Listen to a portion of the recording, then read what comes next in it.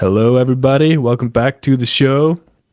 Super duper welcome back to the Hewkii and Flammeus show. We've got such a fun episode for you guys today. We got one of my older friends who are still in my life, Stefán Elí. He's a musician and just a brother on the path from our mutual hometown of Akureyri, Iceland. And a fun little context for this episode is that Helke and I, as you probably well know, are both from Iceland. Stefan is also Icelandic, so we had a bit of a Icelander chemistry trio thing going on. It was just a freaking good time.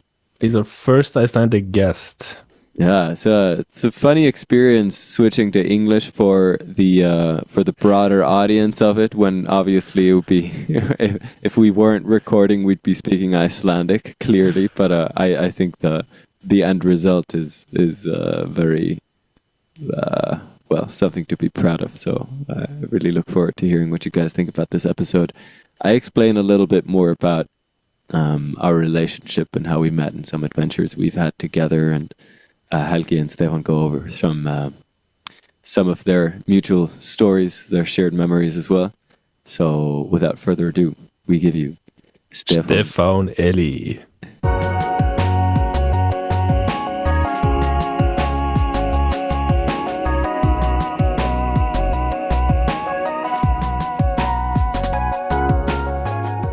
Welcome everybody to the show. Welcome Stefán Elí to the podcast. What is up? Thank you. Pleasure to be here. Pleasure to have you on. For context, Stefan is a very old friend of mine since music school in Akureyri, Iceland. And he's been a very helpful, very supportive brother on the path for me for a very long time. Been very consistent in keeping a positive vibe and doing a good job in bringing light and love and color into the world. So I've been very happy and lucky to have him accompanying me during much of my journey so far. We met in our music school back in Iceland. Don't remember if I said that already. Back in our hometown Akureyri. Honestly, I'll step in as well. The first time we met was in a math class, actually. Wait because a second. it was before we met in the music school. You were in the last year, and I was in the first year of the junior college that we were studying there. And then your class came and like taught a class for the God. class that I was just in. I just remember that was the first moment that we met, just very briefly, but you guys were giving some lessons on math there. That's hilarious. Oh, I totally forgot that. My first memory, my first real memory of seeing you and being like that's Stefán Elí, is definitely at music school. So yeah, I don't know. Maybe I just wasn't paying attention that time. Yeah, no, I was probably in the back producing a beat during the class or Yeah, something yeah, like yeah, that. yeah. I was yeah, for context, me and Stefan also went to the same junior college back in our hometown, Akureyri, Iceland. But he is a couple years younger than me, so I was a senior at the same time he was a junior. Yeah, funny how life puts you into these different contexts. So you've been his teacher for a Yeah. long time. And Stefan has certainly been mine as well. So it goes both ways, I hope. Indeed. Yeah, maybe a good place to start, because there's a lot of stuff we could talk about in relation to you, Stefan, and to what we've created and plan to create together. But I'd love to hear, just because it's been a while since we caught up, what's going on in your life right now and what you're doing. I know a lot of it, but I'm sure there's something new. Thank you for asking. Yeah, what's up with life? Well, I'm here reporting live from Mexico right now, where I'm currently located. And I've been spending a lot of time this year traveling.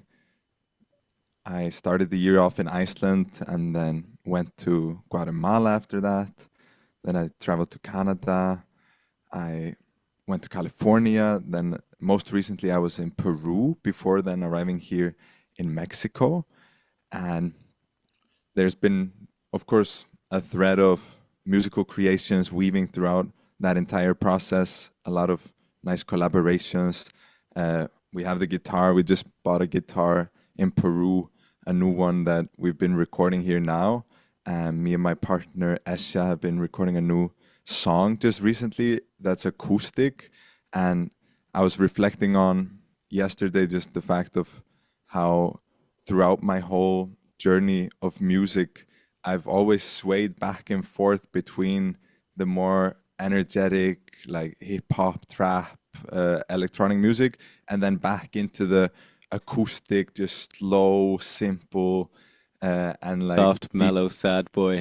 yeah, You soft do mix in them though. in the I've heard in feelings. some songs. Yeah, and then I mix as well. But yeah, we just were recording some new acoustic music, which felt really nice because it had been a couple of years since I was recording anything directly just with the acoustic guitar like that. I've been more producing electronic and hip hop, bass, of course, fusing live elements and stuff into it. So that's something new that's up. Is there's more acoustic music on the way coming soon, and yeah, like I said, I landed about a week ago here in Mexico, and I'm on the beach after having been in the mountains in Peru for the last couple of months. So up in the mountains in Peru is quite high up, and you can both feel the lower amounts of oxygen that are in the atmosphere present there. And you just get quicker out of breath, and it also the UV from the sun is stronger when you're up there. But there's a spiritual energy that comes with that as well. You feel elevated already just from being so high up and connecting with Literally, yeah. the energy of the mountains and the land there. But it has felt really nice now recently just landing here on the beach, like taking deep breaths of humid air that's full of oxygen, bathing in the ocean. It's been super nice. And Awesome.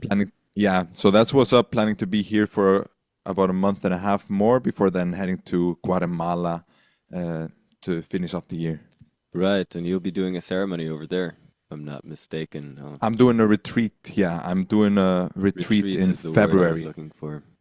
But a ceremony, the retreat will be full of ceremonies, and I will be doing more ceremonies as well. I'm But sure. yeah, we're doing a retreat in February there in Guatemala.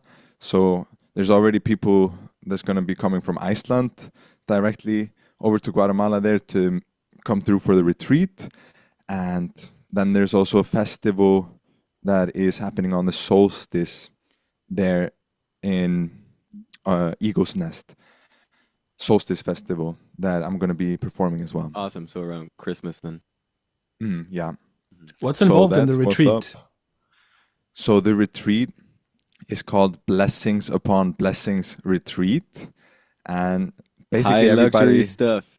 yeah, everybody that's going to come is just going to receive blessings, you know? It's really an invitation for people to come and connect together in positive community. And we have a beautiful retreat center rented out that's right on the water. So it's Lake Atitlan, Guatemala. It's a volcanic lake that's up in the mountains of Guatemala. And we just have this legendary space that we're going to be dropping in the whole time. Has like big shalas for doing sound ceremonies, we're going to be doing yoga practice. It's focused on health, well-being, creativity, and community. So there's going to be music involved. There's going to be, you know, of course, just nature connecting to the Guatemalan spirit. We're going to visit a cacao farm. A lot of people in our community work with cacao and have a deep connection with cacao. And the cacao, many of the traditions surrounding cacao ceremonies come from Guatemala. So we're going to be connecting to the roots of the cacao there as well and working with that. And yes, there's going to be a good time. It's going to be a fun time. Like, it's just going to be an opportunity for everybody to have a fun time together, connect in a beautiful space and learn something. We'll be teaching workshops as well throughout it, and also just giving space for people to have their own experience and enjoy being there and feeling that, you know, energy of the vortex that is Lake Atitlan. Yeah. quite the energetic vortex. I can tell you. But you guys have traveled around some of these same places together, if I'm not mistaken. Yes. Yeah, yeah. I want to jump in and say real quick first, I am still considering trying to make it out to this retreat Hey, let's go. in February, you were saying, right? Yeah, Second half of February February, 11th to the 17th. 2026. Yeah, I'm tied down with work and a master's degree now in Germany a little bit, but I'm gonna really try to see if I can work something out. Nice. That Um, would be legendary to have you there. would be awesome. And yes, Helge, we've Stefan and I have spent a significant amount of time together in Guatemala, at least, I'd say. First time Yeah. was back in what 2021 over the summer. I stayed for quite a bit for like 6 weeks that time, and we spent that time in Lake Atitlan, Lago Atitlan, in a little hippie community town called San Marcos, which is a beautiful place. Yeah, if anybody needs to pick up some good habits, then make your way over there. It's Yeah, I've heard about this just through your stories about coming up with some songs. For example, Love Set Your Soul Free, which is one of my favorite Flammeus tracks of all time. Thank you very Great much. song. That one was birthed through both of you in that particular place, if Yeah, I'm not yeah. mistaken. Stefan was the catalyst. Take it Yeah. away. Yeah.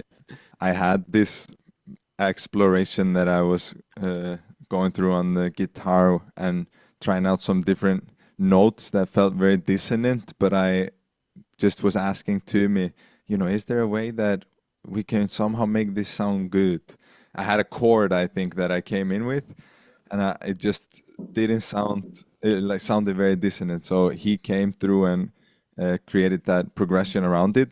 But then we had a melody as well that was He's uh, gonna demonstrate it.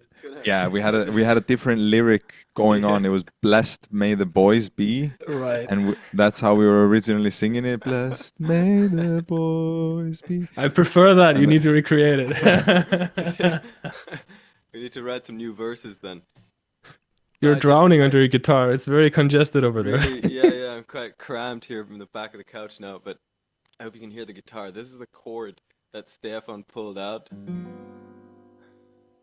Do you hear that? You're right. It's kind of funky.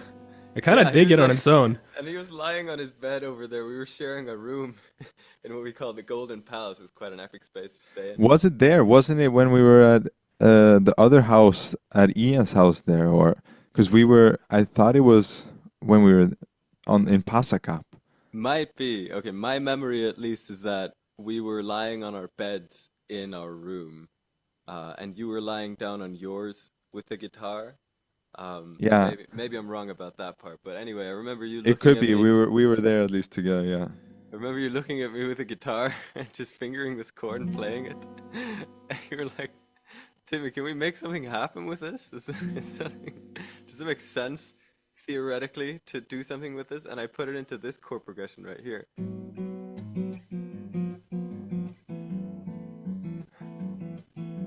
And then I came up with this melody over this first diminished chords. Ah, do, dee, do, do, do. Blessed may the boys be. Which later became Love Sets Your Soul Free. And then I wrote a whole song from there. But yeah, Great that was song. Go check it out, everybody. hilarious. What I really want to get into right now is how we got the guitar that you were playing that time, though. Oh yeah. That's quite the story as well.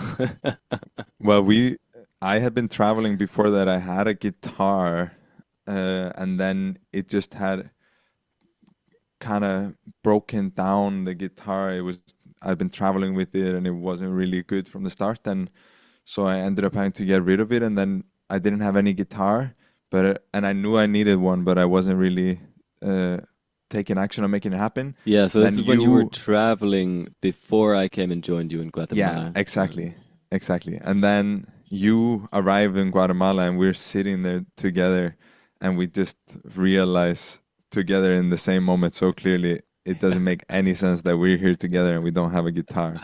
So, And So we just put out a post on one of the Facebook uh, community pages there in Guatemala, and we posted a photo of us saying, we're two Icelandic musicians or something like that here in Guatemala, and we need a guitar, whatever.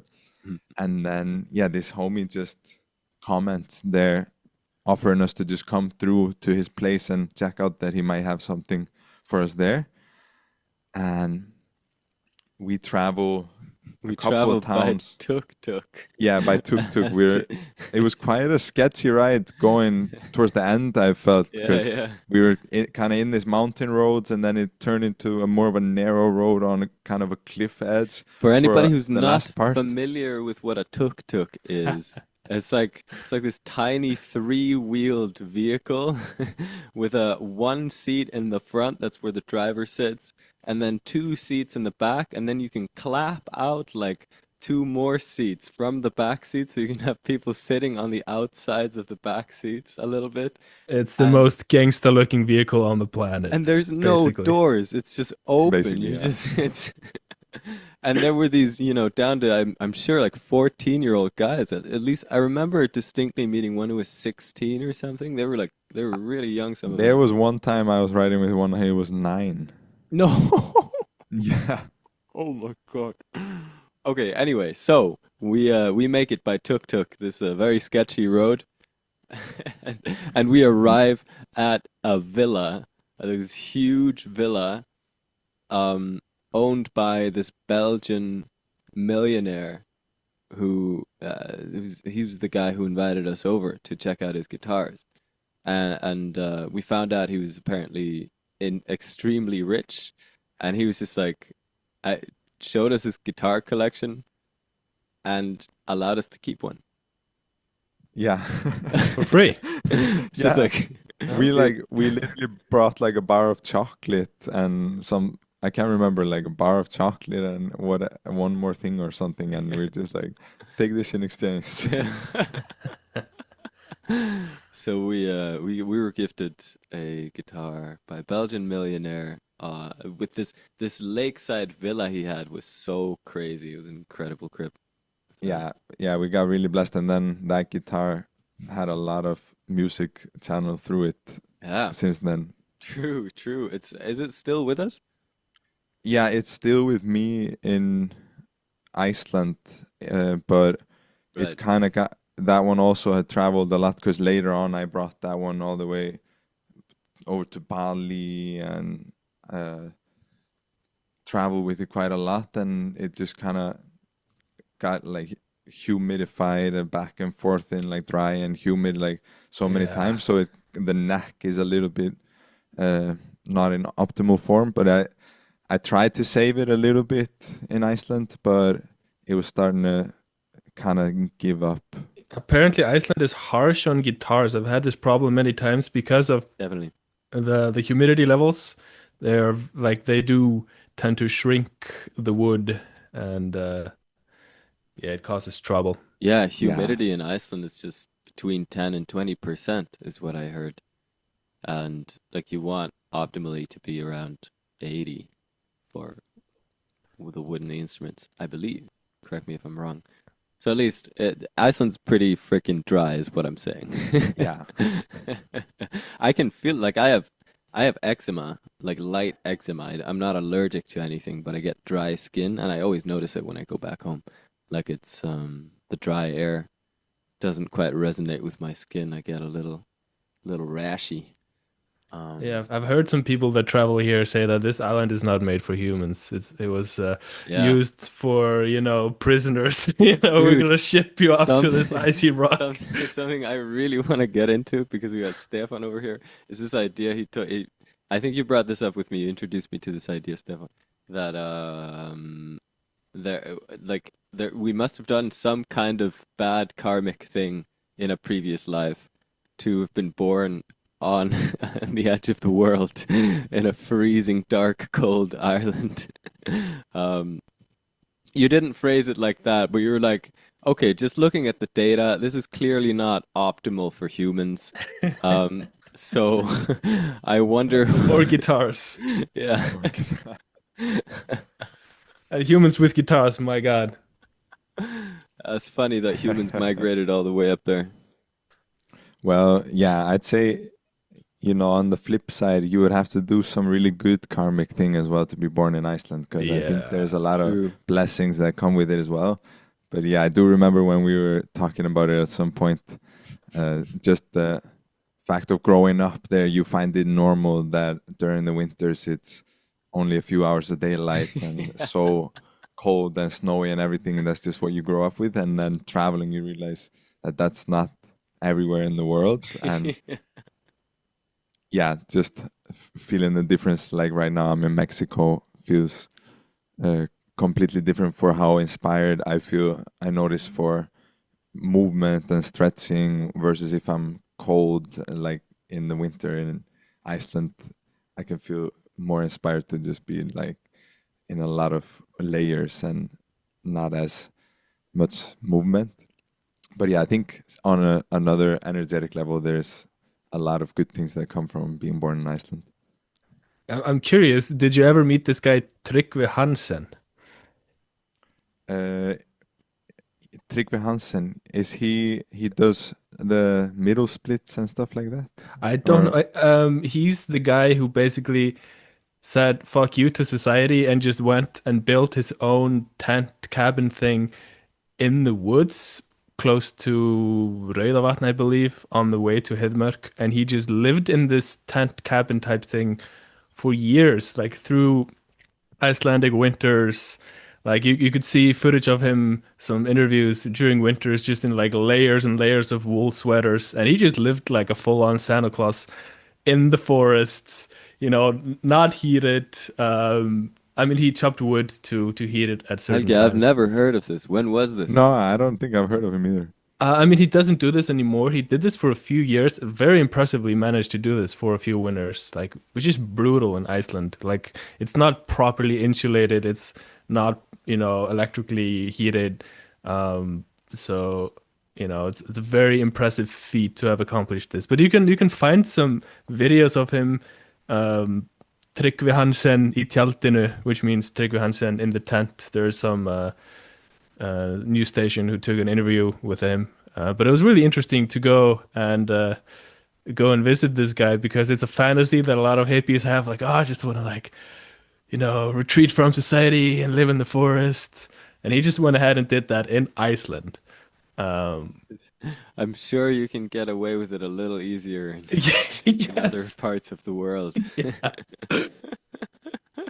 right on. It's an interesting project to undertake. I don't think I feel called to do it, but No, yeah, I mean, kudos, honestly, well done. yeah. So yeah, just a moment of appreciation for this guy, Tryggvi Hansen.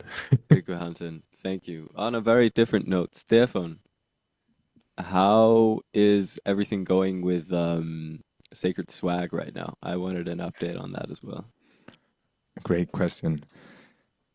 Yeah, we've been And what is now. Sacred Swag for anybody who Yeah, doesn't know? let people know. Sacred swag is a living culture and a wearable altar,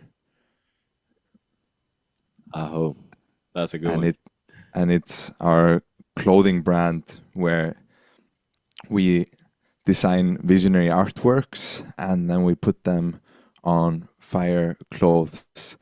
And it started off. I'll start it off with the story, just kind of the origins to bring a little bit of context into it, and then I'll share what is new right now.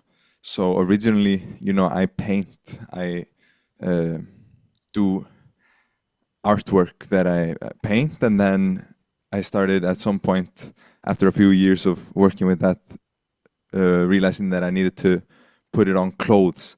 So I started just my own project with putting my paintings on clothes.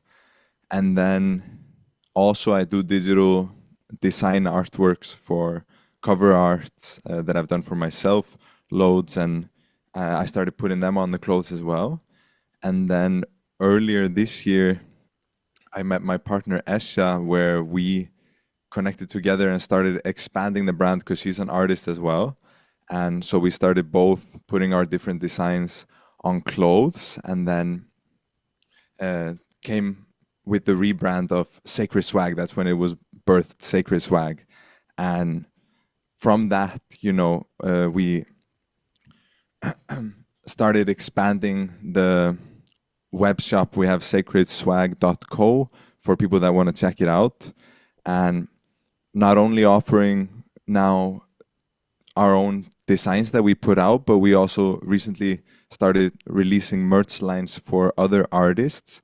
So for Resonance Chrysalis, which is a artist development incubator, we designed a line of merch that is also available for everybody to purchase on the web shop, and recently also with another artist from California that we've been doing her cover artworks and now started releasing merch with her. And we've been opening up into creating more cover artworks for different artists or even for different projects for graphic design. It doesn't have to be necessarily musical projects, but now mainly been focusing on cover artworks for artists. So anybody that needs a cool cover artwork, you can hit us up. And I'm doing one really cool project now that I'm finishing, which is with a brother called Curtis Gabriel. He's the brother of Ian. And Have we talked about Ian? What's that? Did we tell him about Ian? I don't think He's we mentioned, I don't- but not He's in a depth. he's a friend that we have, and then his brother used to play in the NHL, and he was a professional hockey player, but now he is retired, and since then he's starting now a different chapter of his career where he is launching a book, and he's starting a collective. He also started a new streaming project and is expanding in a lot of different ways. And so one of the things that I was recently doing for Sacred Swag was producing a song for his book release. So basically creating like an anthem for his project to be able to go with all the content and the promotion of that, to have the audio track for it.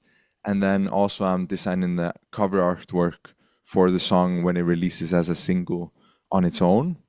So these are some different things evolving with Sacred Swag. And also the other exciting things is the ponchos, the Peruvian ponchos that we've just started offering now. We made some shipments recently from Peru when we were there and started sending out ponchos mainly to California, but still to some other places already. And we're just prepping and getting everything ready to have them also available on the website. But people can already reach out to us privately if they're interested in that. But we're building out the structure to get that all onto the website as well. So these are some of the things, unfolding with Sacred Swag. We have a new song out as well. It's called Sacred Swag. You can listen on Spotify. That just released recently. Wait, is it under your alias or is it a separate thing? Yeah, it's also under my alias, but there's also a new project called Sacred Swag on Wait. When did the Spotify song as well. come out? I don't remember hearing it yet. Yeah, it just came out now a couple of weeks ago. Okay. A few weeks ago. It's on. I must have missed it. When it came Yeah, out. it came out, but the thing was, this is something for artists to think about. As something I was encountering was that now with so much AI stuff and things that is being uploaded to streaming platforms, they are getting stricter on what they accept for uploading to like Instagram and social media platforms. When you upload music, you know how it automatically goes also onto that. And so I was having some Like when you're problems because creating like an Instagram story and you put some music over yeah, it. and you put the song. Usually, you upload a song to streaming platforms through your distribution service, and then it goes to everything: Spotify, Apple Music, all of those streaming platforms, but also the social media platforms. But I was having some problems where I uploaded this, and for some reason, I had a live recording of just my phone of a moment that like people were talking. It was part of the concept for the song was we captured this raw recording live there, but for some reason they were flagging the recording, and Instagram wouldn't accept it yet. So I'm still in some process to try to see what I can do to get it onto Instagram. So I didn't really promo the track so hard because it came onto Spotify and Apple Music and stuff, but it didn't get onto social media platforms yet. So It's a new landscape for artists these days. It's like a lot of new influx of stuff that's changing how all these things work. So we're definitely adjusting. did the algorithm think that you were an AI bot? I don't fully know. Like it's a mix because they are looking more for AI, but I think also I think that's the driving force behind these stricter regulations. But I think on mine they just were saying they couldn't prove that mine was original recording from me or something like that, which didn't make much sense. But I even like sent them a video, like screen recording inside of my DAW, showing the audio clip and the project, and still they wouldn't accept. They just said I had to take out that recording if I wanted to re-release on social media. So yeah, it's a bit funny, but anyway, the song Sacred Swag you can still find on Spotify or anywhere else that you listen to music. And I will right after recording this episode. I'm gonna drop in with that. So yeah, that's what's up with Sacred Swag, more or less.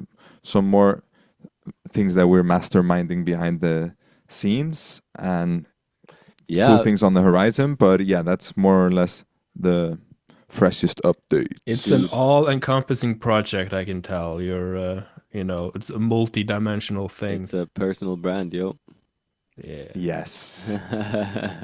I was gonna ask you, brother Stefan, brother mine, how you've been doing a lot of kind of back end behind the scenes kind of corporate work, you could say, recently. I presume, just spending time building websites probably and thinking about running ads and what kind of stuff I'm talking about. Just sitting behind the computer, making sure all the connections are in place for the business to run smoothly. So I wanted to ask you how that's been like recently, just having to do all that, or maybe you haven't been having to do all that. How do you feel? Great question.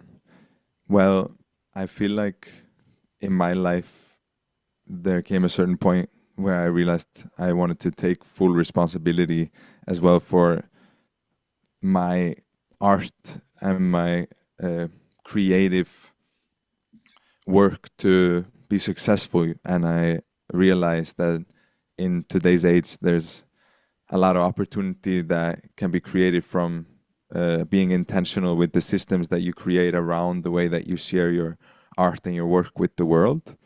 And we all know, as artists and musicians as well, the fact that, if you just create a song, but you don't share it in some way, or you don't offer it out in a direct way, it probably won't be received much from people. Of course, it can happen that you upload something and somebody discovers it and it gets spread, but more it's about building the relationships and building also the systems around it so that it can reach the people that it's meant to reach. And so I've just started becoming more intentional now and focused on that intention. Sorry, my dad is calling me here. You can bring him on the pod. He felt the energy. Just felt inspired really to focus more on that side and build more in that way. Of course, at my heart, I always enjoy just the pure creative process of creating music or creating paintings directly in that. But I find that life, the whole of life, is creation. So for a holistic approach to align the different dimensions of life, I've just found it important and exciting for myself as well to step more into the blissness, alchemy, and creating better structures and systems around all of the creativity. It's more powerful when you also have it in your own hands. It tends to be often that people that are artists, kind of their personality structure is such that they're not the most inclined to do all the more structural work. They're more inclined to do the artistry, and then there's somebody else usually that kind of, takes care of the business side of things. But it's always more powerful when you have it in your own hands and you can actually start to treat that as a part of the artistic process as well, that those things are actually not separate, but we have separated them to a degree that it feels kind of soulless for a lot of people, the business part, but it doesn't have to be that way. 100%. Yeah. Totally. Yeah. I was just gonna say, what a great point. Um, it's been landing like that for me recently as well. Like the kind of slow work has just been a lot of fun for me recently.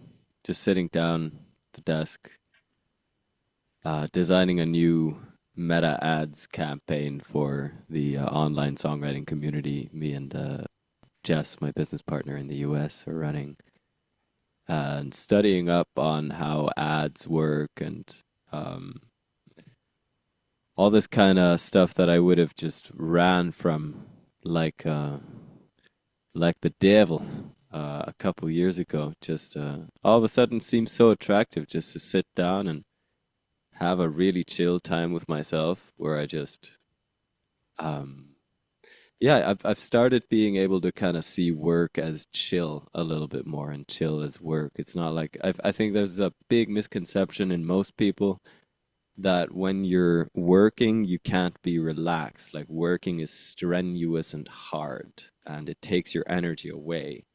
But in fact, it just gives you more energy if you're aligned with what's happening in the current moment. If you learn to just enjoy the journey instead of always focusing on the destination. And it's such a Hmm. deep paradox as well, because the journey in itself is only undertaken because you want to get to the destination, you know? So it's like your motivation is the destination, but you need to feel into the present instead and really, despite the paradox, despite the seeming paradox that, things are like this, I want them to be like that, so I'm going to work to make them like that. And that seems to imply that I am not satisfied with the way things are right now, and is in fact an expression of that feeling and intention.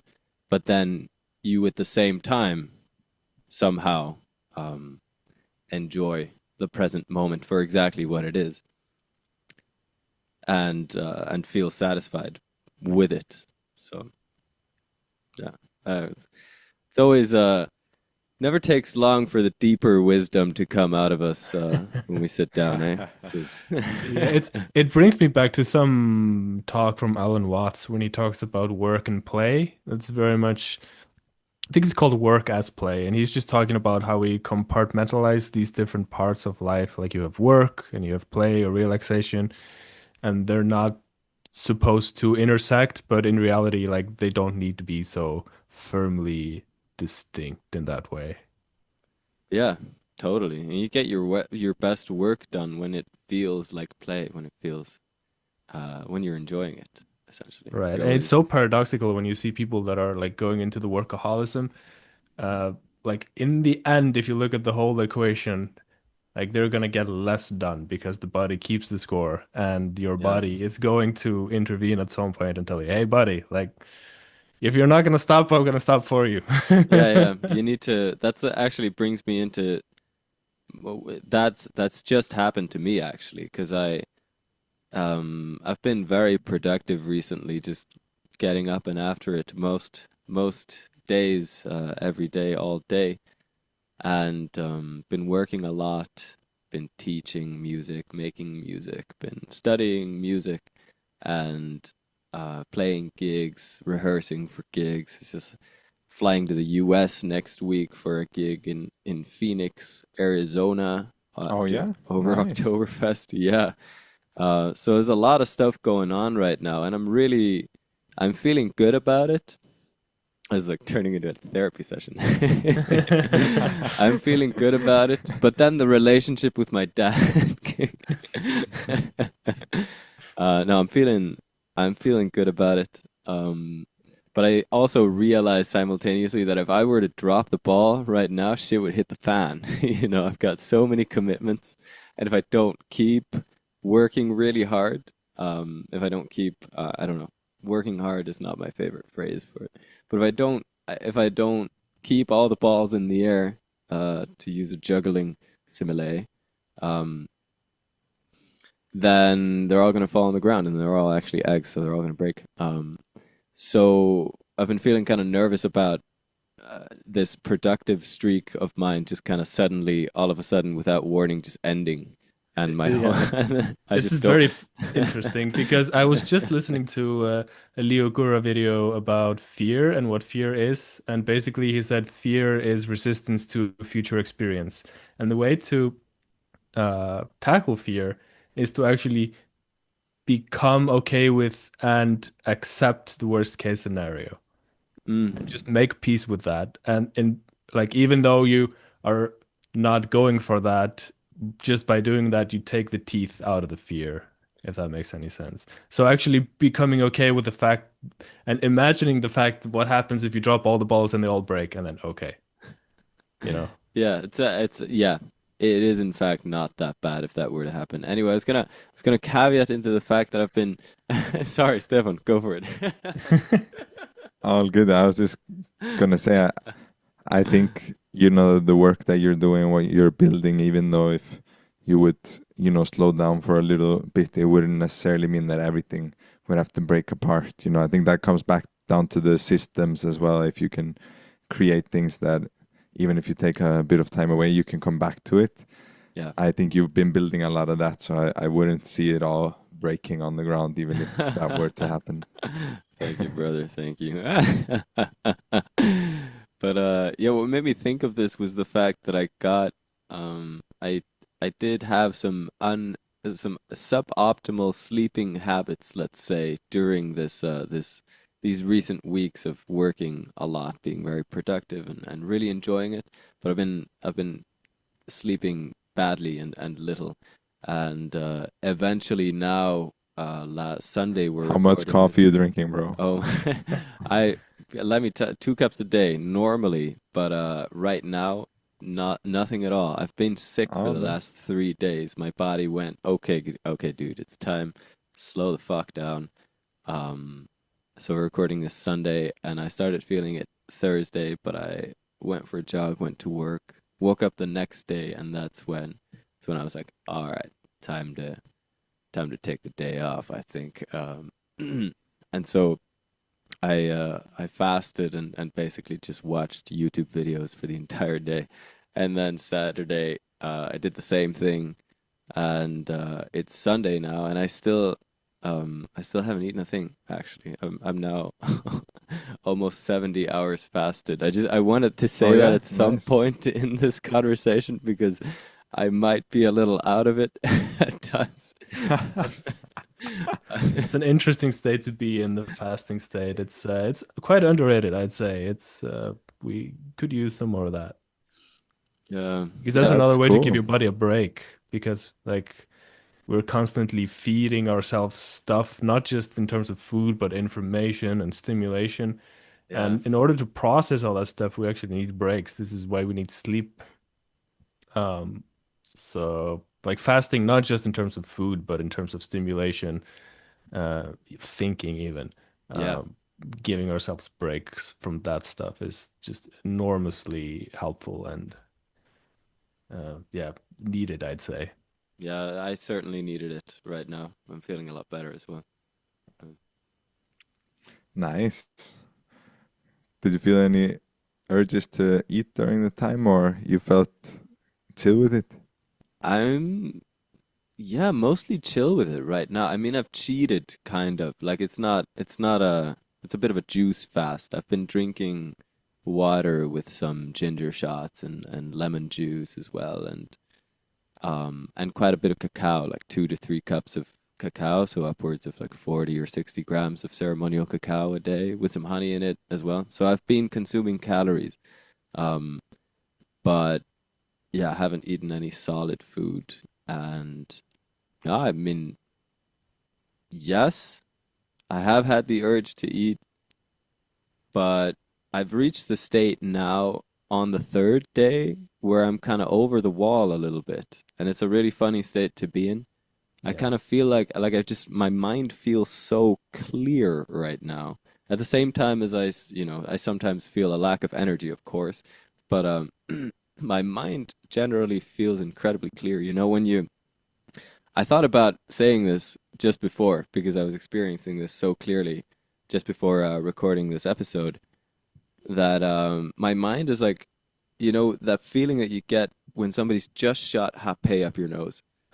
It's like I'm just constantly in that state now. I'm like, That sounds intense, so man. no, I mean, aside from it's I don't get the physical discomfort of getting happy up my nose, Right? obviously, but no, That would be quite, yeah, difficult, let's say.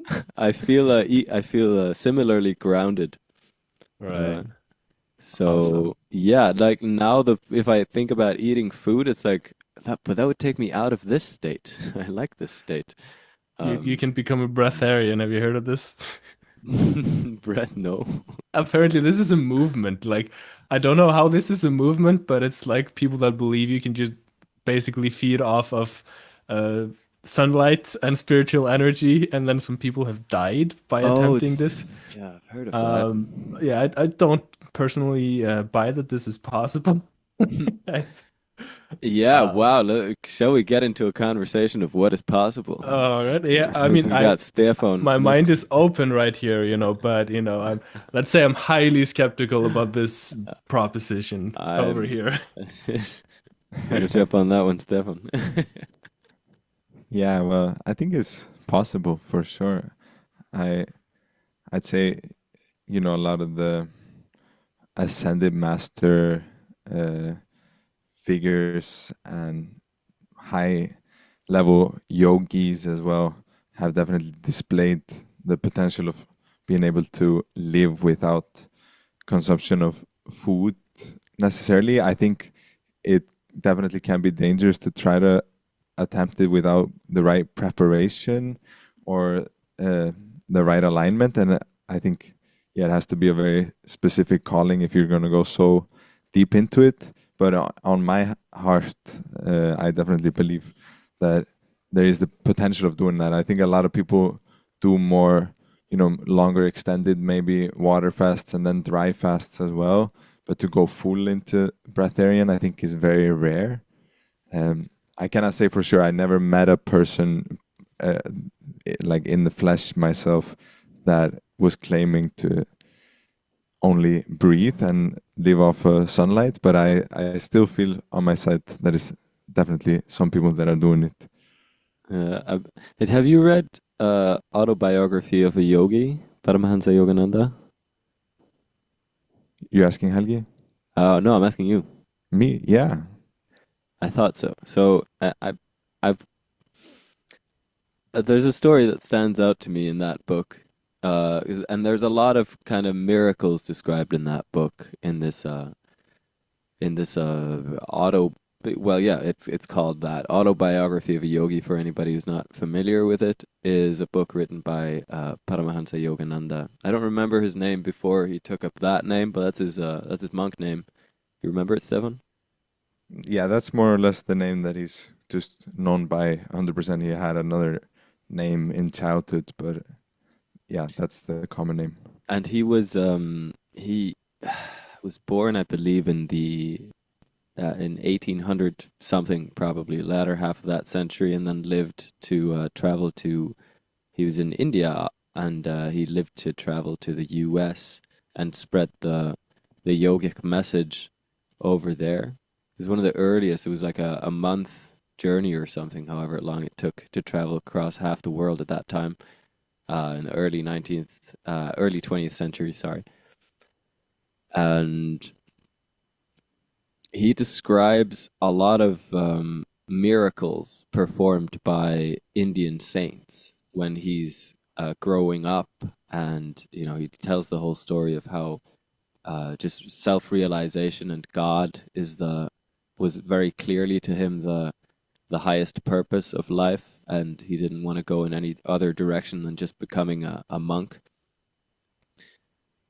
And there's a few miracles described in that story. I wanted to ask, I guess, Stefan,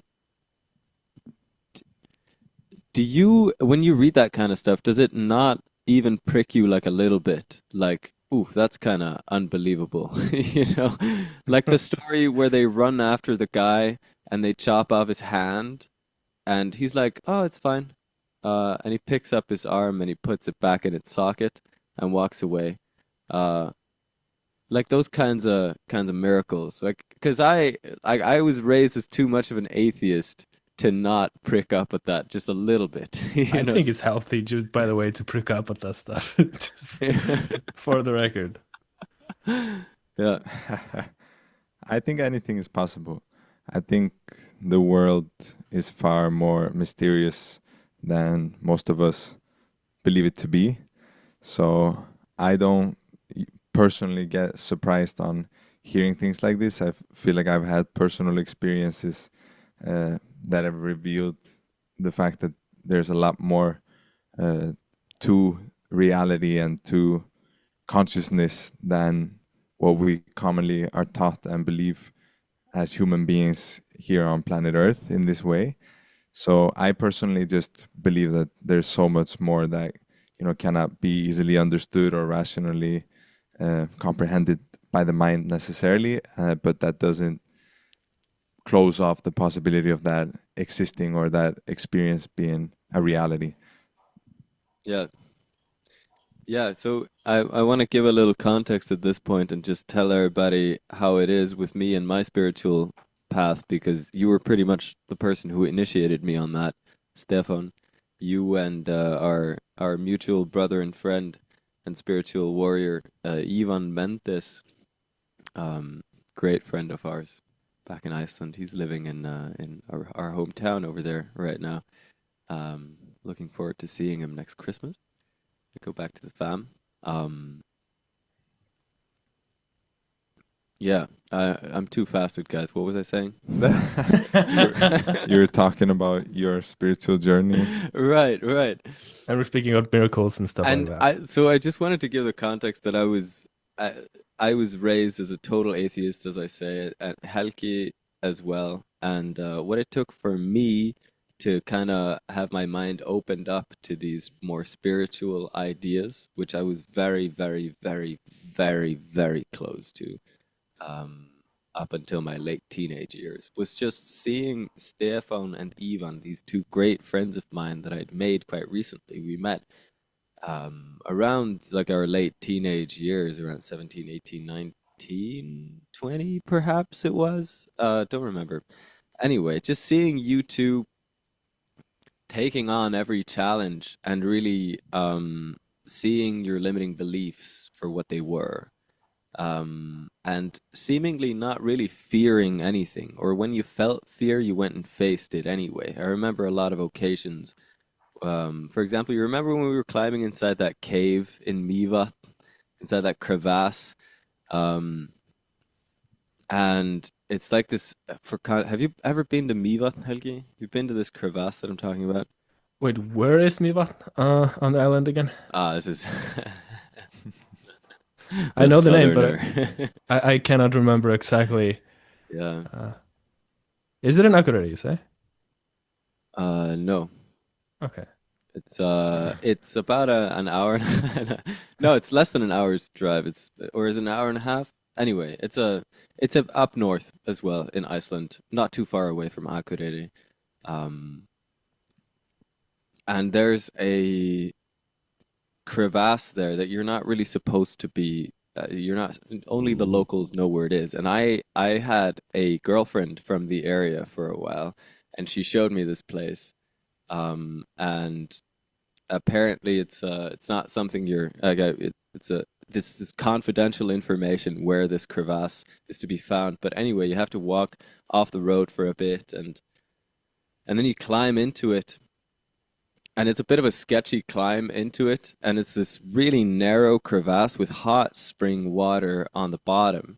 It's like between 35 and 40 degrees, probably. We're around 40. Like it's really hot, if I remember, degrees Celsius, that is. And like it's pretty narrow. It's like a couple meters wide, and I mean the rocks are jagged and all that, and the water's like a couple meters deep at least.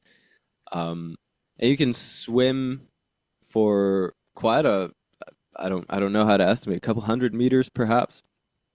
And then there's a couple places where you can climb up the walls and jump in, which is extremely sketchy because you got this narrow space to land in, this narrow little chute to land in, and if you hit the wall on the other side, your skin's gonna get ground. Like these rocks are so rough, they're like sandpaper. So if you Sounds like a overshoot good it, time. yeah, seriously. You are even if you don't hit the rocks before landing in the water, like the water's so deep you might actually keep on going on that trajectory and hit the rocks underwater.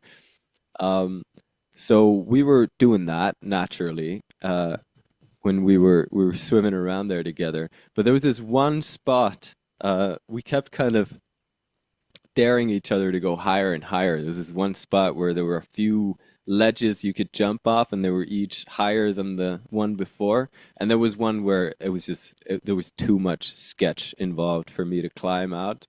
But I remember Stefan, you and Ivan and the French guy we were with, for some reason, all three of you climbed on over there. It was like there was a section where you had to climb up the wall first, and then lean across and put your hands on the other wall and kind of walk with your feet on the ledge on the other side of the crevasse at the same time to get past an overhanging rock. It was like the sketchiest shit. It was like a meter or two drop into the water.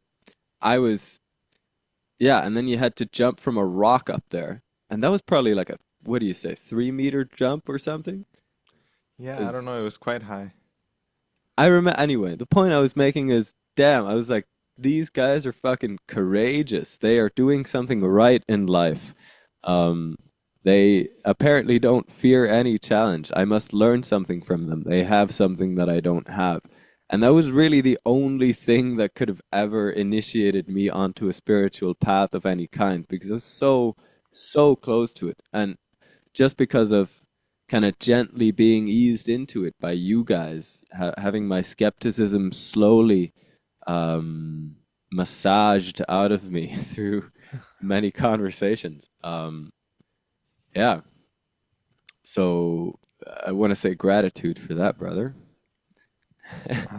Thank you, bro. Yeah, it was a fun time. I remember. But yeah, you were raised more as I don't think you were raised as a Christian, but I believe your parents are believers, right? Me, yeah. Well, I grew up more in the Christian vibe, and then when I was a teenager was when I became more scientific, materialistic for a bit. But then, in the same way, it was through Ivan, this mutual friend as well, that me and him connected, and through relating with him, it opened myself up to a lot of different perspectives on life, and yeah, really connected me to a deeper sense of spirituality than I had ever felt before that. And then, yeah, we were really close at the time, me and Ivan, and hanging out all the time. And then the three of us started hanging out, and I just remember, yeah, how that influence kind of rippled out in a positive way there. Yeah, beautiful time. I think it's such an interesting discussion because I've thought about this particular dynamic a lot. This dynamic of one end of the spectrum, you got people that are just too skeptical and too closed-minded, and a lot of the scientific materialist people are hanging out over there. And then on all the way on the other side, you have a lot of the spiritual people who I find are just so open-minded and not with enough of the skepticism in there that they're just willing to believe anything. And I think it was a quote from Terence McKenna, you don't want to be so open-minded that your brain leaks out of your ears.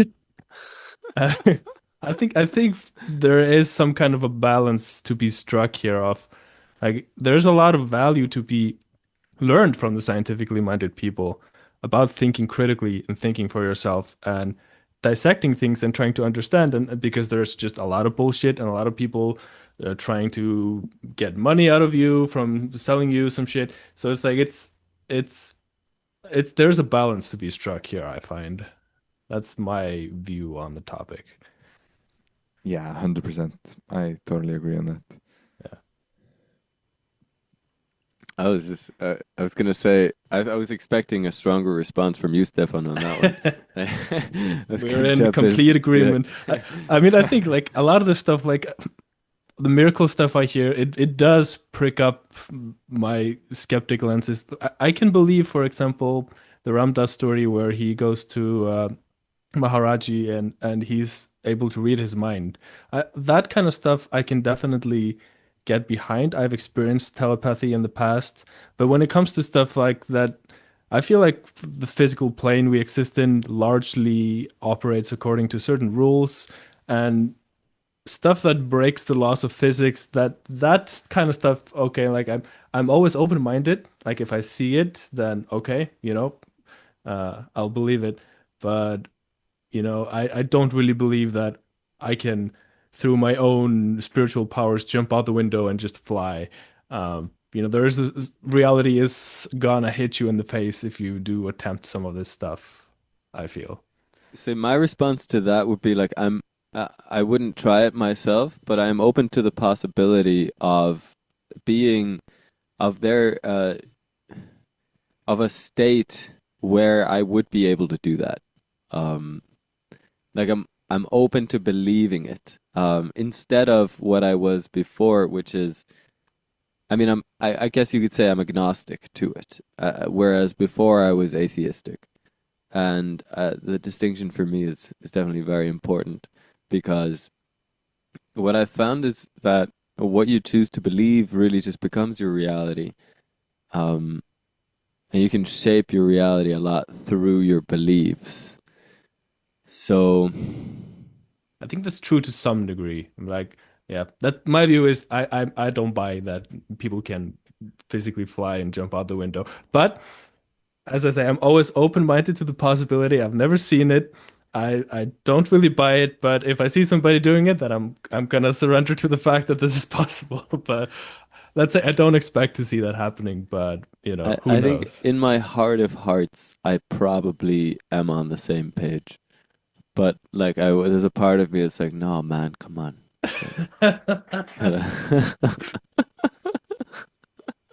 A lot of people have tried, to be fair. I've not heard one case of somebody succeeding at this particular Oh my God. adventure. Uh, Yeah, this used to Oh, be the horror story about LSD is that uh people would go jump out the window. And I can actually resonate. I can understand the state of mind of like you feel so invincible and you've so transcended the physical plane of existence in a way that you feel like you can just do anything. But the fact is that your physical vessel is existing with this current plane that operates through certain rules. And if you don't respect them, then they're gonna announce themselves, whether you like it or not. That's how I feel about the issue. oh. But what is new with you, Helke? I haven't talked with you in a while. What have you been creating? What's Oh, going yeah. on in your life, bro? Well, basically, Get first of into it. all, I'm whacked out on ketamine and estrogen, so I'm feeling pretty woke. Helge That always does one what the fuck moment every episode. yeah, for the listeners, I'm wearing a shirt that says, "Yeah, I'm woke, whacked out on ketamine and estrogen," which is funny because the last time we met, you and I, Stefan, was on a men's retreat in Skálholt, if I'm not mistaken. That was the location,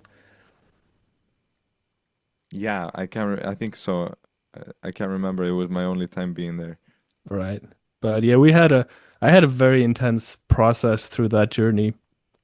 Um, But yeah, recently I'm working on an album, finishing a 19 song.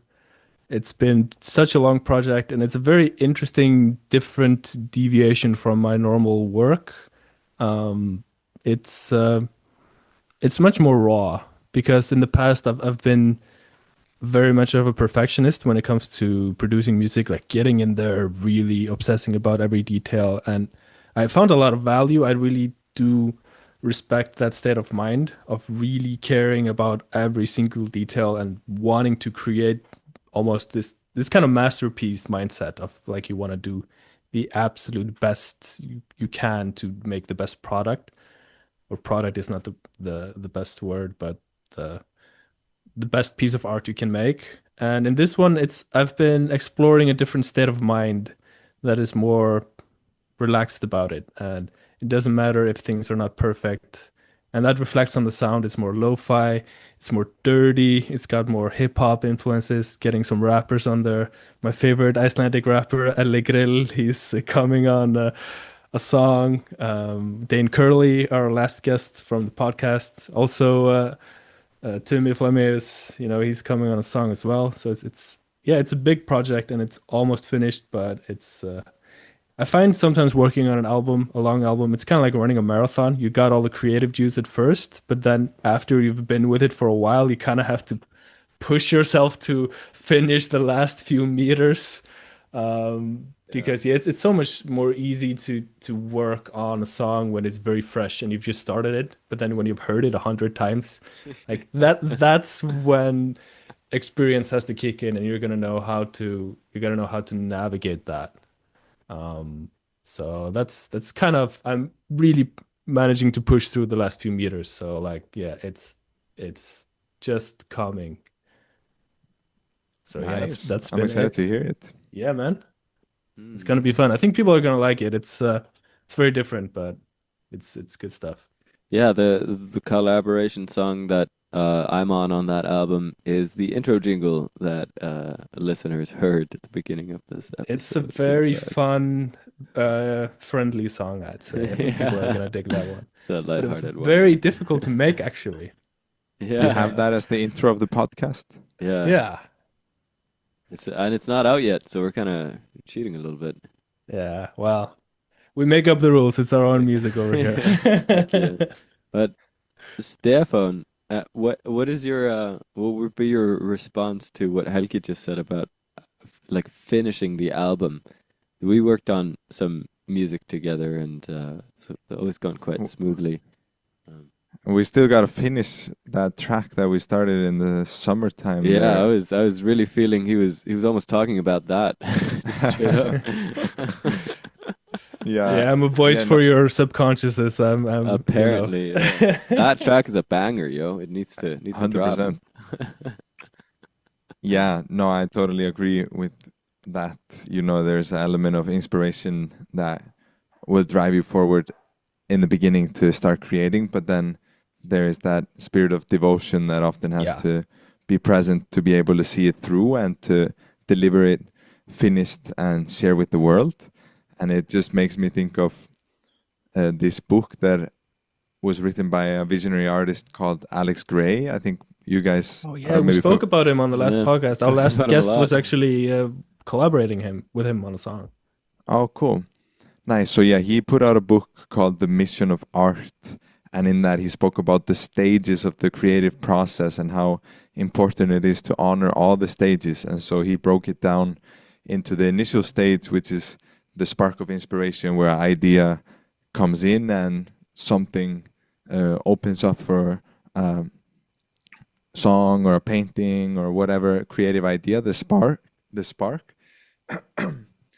And then there is the process of refining the spark, of working with that, creating something around it so that it becomes a whole piece. Then there's the finishing part where you actually complete it and you close it down and you decide, okay, this is a finished piece of art, this is a complete product here. And then the last stage was that you have to share it, and people get stuck on different stages. But he talked about it's really important to see all of them through, because you as an individuated soul are receiving inspiration that channels through you to create something, and then as you share that out after completing it, it can merge with the collective field and unify with like the whole back after traveling through your vessel, and then it cycles back out into the whole, which is then what inspires you to create the next thing and inspires other people as well, and brings it all together. So I find it, for me, it's always been important to honor the different stages, because, you know, of course, some people, they might even be stuck at the first stage where they don't even have inspiration, where other people, they have an inspiration, but it just is an idea, but it never takes much form. Then, you know, it's common that people are stuck at the third stage of you. It has form, it's an idea, but you never finish it. There's always a missing piece, a little bit left that needs to happen. Yeah, that's where perfectionism kicks in. Yeah, exactly. And then, of course, the last stage being to share it is really important as well, you know, and that it doesn't have to mean that you share with every single person in the world, but he talked about in that book the importance of sharing it at least with somebody, even if it's the only song you write for one person, or, you know, your friend group or whatever, that it has that life and can go out into the collective as well to inform the collective, and yeah, that then fully completes that process. Yeah, you see, that leads me into a point about what you choose to believe. Because, like, if you choose to believe that that song kind of has a life of its own, that it's kind of its own entity that goes into the community and spreads the message, whatever message you imbued it with that time. I feel like a lot of this kind of stuff that you can choose to believe are just kind of stories or an alternative kind of viewpoint on the same thing. Even just describing things as spiritual energy is like an alternative viewpoint in and of its own. And describing a song as its own living thing in this way almost is like it's useful. It's like how mythology often has gods which represent some part of nature. You know, it's like, so instead of saying spring has come, you know, the spring god has woken up. It's just a different way of saying the same thing, basically. But it's like Right. a more fun, colorful story, and I really like that about how you describe that, and how Alex apparently describes it as It's more well. alive in that way as well. Yeah, yeah, it's like life is just more fun if you. Sorry, I didn't mean to immediately derail the conversation into atheism versus No, it's agnosticism again, but yeah. very interesting though, because there's nothing inherently lesser about the word spring than the spring god, but we have kind of demystified a lot of these things. Like spring arriving is an amazing thing, and you don't need to invoke the spring god to change Yeah, your but viewpoint on it's it, like, but it's just like we have really, as a society, like in our materialism kind of, yeah, as I say, demystified a lot of these things. Like, oh, it's just spring. So it can be helpful actually to change the language you use into like, you know, the spring god is here, or referring to music, as you say, as spiritual energy, because um, yeah, like even a word like a song, it's like, okay, like a lot of people don't connect that to necessarily something potentially transformational. It's just a song, especially now with like we have so much music coming out that it's almost akin to like, oh, I uploaded a video on YouTube or something. You know, it's there's this increased commodification, and I think it's very helpful then to kind of change the terminology around all these things. mm, yeah. Changing the terminology is one thing Stefan loves to do, let me tell you. We were speaking. Alchemy at its finest, spell casting. Stefan, but for anybody who doesn't speak Icelandic out there, Stefan basically like invented his own vocabulary a little bit in Icelandic. So all three of us here on this call right now are Icelanders, but we switched to English for the for the pleasure of our listeners, of course, who mostly don't speak Icelandic as we do. But man, I sometimes really wish people could experience you in Icelandic, Stefan, because it is I gotta hilariously put out a awesome. course, Yeah. Icelandic course, learn Icelandic with me. Wait, this is this really reminds me of a conversation me and Stefan had on the men's retreat. We were speaking about was it Taoism and how the language doesn't fully translate into English. Did we have this conversation? I think we Yeah, did. yeah, we had this conversation. Yeah, it was inspired. I remember at the time from another friend as well. His name is Hinrik, that lived both in Thailand and in China for extended amounts of time, Amazing and guy. learned also both the Thai language and Mandarin, I believe, in China. And so he was telling us about the Tao Te Ching and how there's so many translations that exist off of it, but none of them can fully capture the essence of what is being said, because just the structure and the nature of the language itself that it was written in is way vaster than can be expressed in English, because the words have multidimensional aspects to them and associations beyond only the definition that can be then translated into a different language. So I myself haven't studied it to a deep extent to really speak on it extensively like that. But yeah, we were talking about that. It's quite fascinating. Just from, at least me, I know me, you, and Tumi speak multiple languages, and uh, at least we're speaking two different languages altogether here. So you can definitely understand and feel that in certain ways when moving between languages, I feel. Totally. Yeah, I feel like language is almost, I think we've spoken about this before on the pod, that language is almost like the building blocks of your psyche. And I feel like switching from English to Icelandic, I I'm s- of course I'm still the same person, but I'm also not the same person. It's like I'm using a different operating Yeah, system. it's like you got a different filter on you. Yeah, but I can imagine like if the more foreign you go, the further away, for example, going to China, that would be like an even more of a bigger shift Yeah, in like your operating system. ego Uh, wrecking experience. yeah, 100%. And that also connects to music. Like I've also been thinking about this a lot. It's we are very used to consuming music that's made in a certain way, but if we heard alien music, we would maybe not be able to relate to it unless we were able to access their state of consciousness in a way, how they are relating to the music. Mm. So a lot of directions we could take the Yeah. conversation from here. It's Stefan, getting spicy now. Now we're ju- talking. anything That's come? honestly how I felt a little bit when I was in Bali, because they have the traditional gamelan, which is the Balinese instrument made out of these tuned metal pieces, and is not tuned in the same tuning system as our Western tuning system. And also, the metallic instruments that they use have very strong overtone resonances inside of them. So it creates this very unique sound to hear them tuned differently, and then with all the overtones that fuse together. And it did feel quite alien at certain times. I felt being there, the energy that comes around from hearing music that your ears are not used to hearing in that way.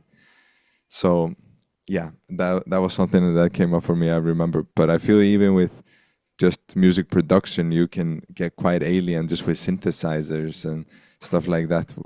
So yeah, I don't know where you guys want to take this one, I but was, I was forever just, I was paying attention to what you were saying and simultaneously listening to gamelan in its tuning. I recommend anybody go Is it Google that right now. microtonal? It's quite, seems so, yes. I was wondering what kind of alternative tuning it was. Um, and it seems like it's just not quite set to the same sense as what we're used to.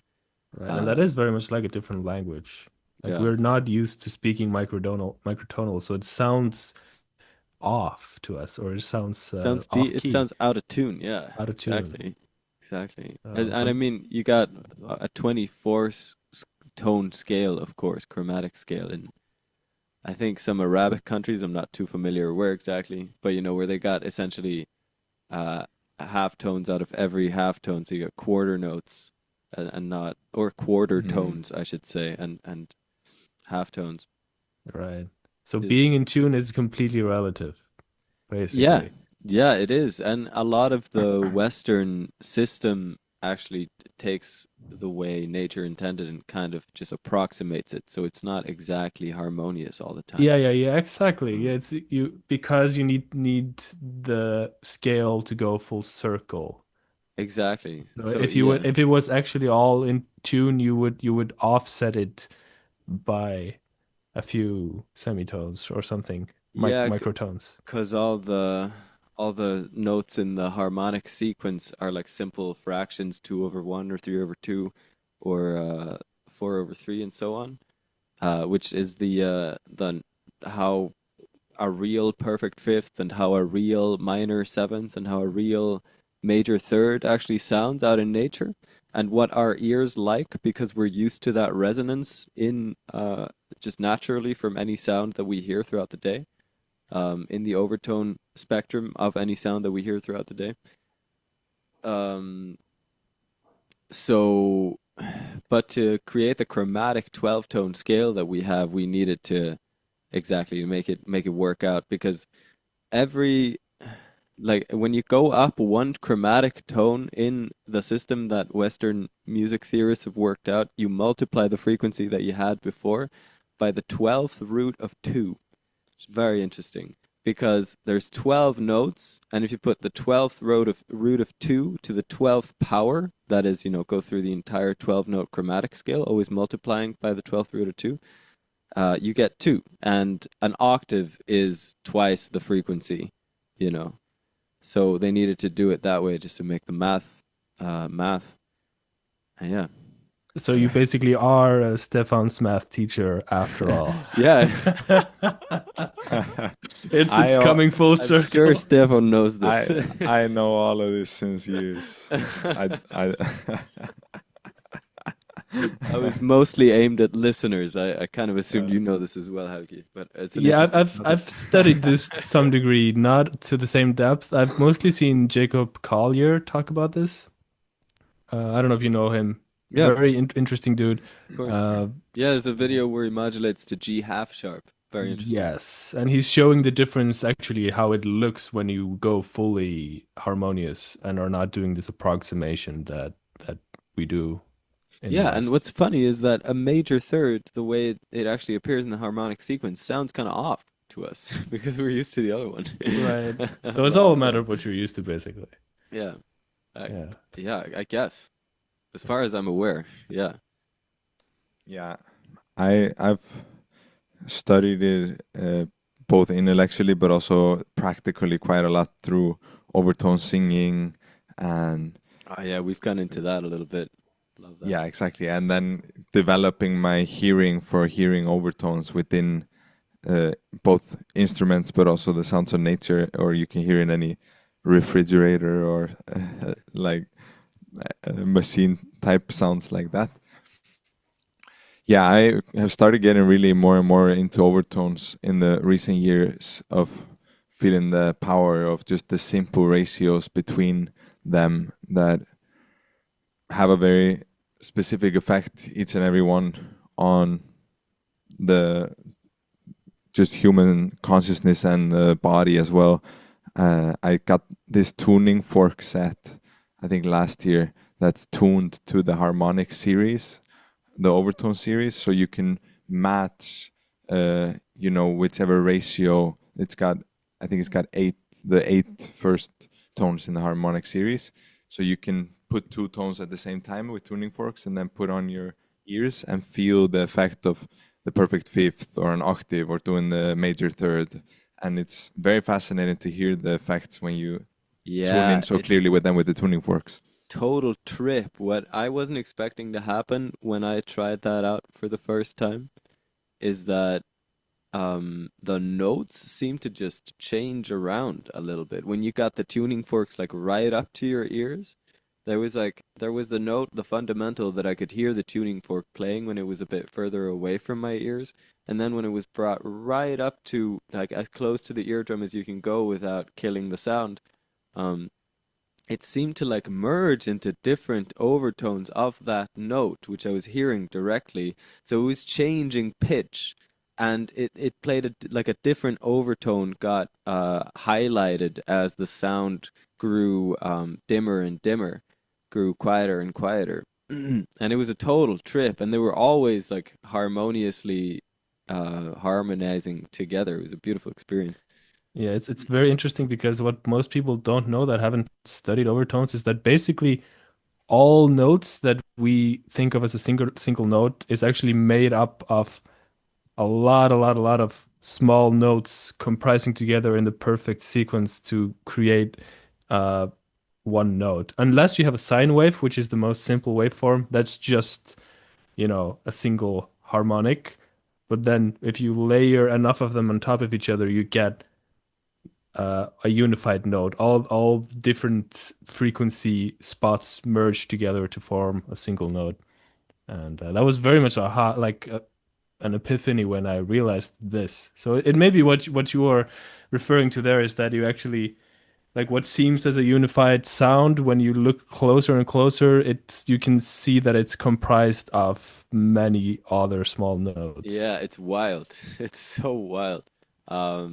I wonder, like, I mean, this is turning into a production class slowly, but like basically just to drive the point home, the difference is like the timbre of the sound. But you can have the same note played on a violin and on a piano, and it doesn't sound the same, although it's the same note in the same octave, and it's because the overtone frequency spectrum is resonating in different proportions. Like there are different frequencies that are being exaggerated, and there's different frequencies that are being um, that are quieter between the two, and that's the reason why the same note played on two different instruments doesn't sound the same. I think feel is a quite good way to explain that. But I I'll, I mean simply put, it's the difference between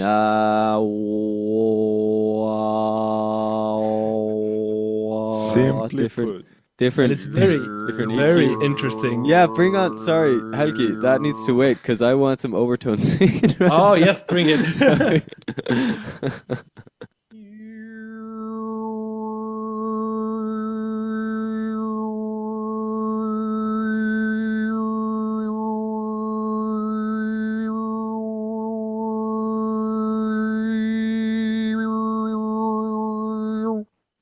Woo! Yes.